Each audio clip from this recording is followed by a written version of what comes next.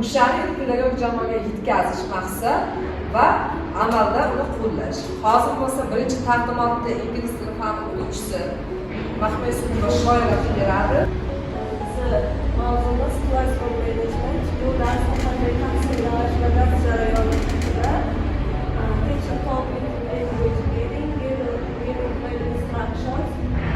Biz avvalo teacher talkdan foydalanishimiz kerak. Masalan, ular biror narsani hatto aytib qo'yganda to'xta, masalan, ingliz tilida biz zamonlarni o'tayotganda kecha toqqa borgandim demasam, o'quvchilarimiz ko'pincha kecha toqqa boraman deydi-da. Assalomu alaykum, hurmatli o'qituvchilar. Men malaka oshirish davomida biz gruppa bo'lishlarida loyiha ishlatganmiz. Loyiha ishimizni tushuntirib berishda asosan bizda qanday qoidalar berilgan bo'lsa, o'sha qoidalar asosida tuzilgan prezentatsiyamiz mavzu tushuntirilmagan prezentatsiyani ichida. Chunki u yerda hamma fizika o'qituvchisi edi, hamma o'sha fizikaga oid o'sha mavzuni yoddan biladi, diqqatimizni bir joyga jamlashga yordam beradi. Biz diqqatimiz chalg'idimi, demak mana bu bizning aylanamiz, mana bu simga tegib ketadi. Tegsa, switch yonadi.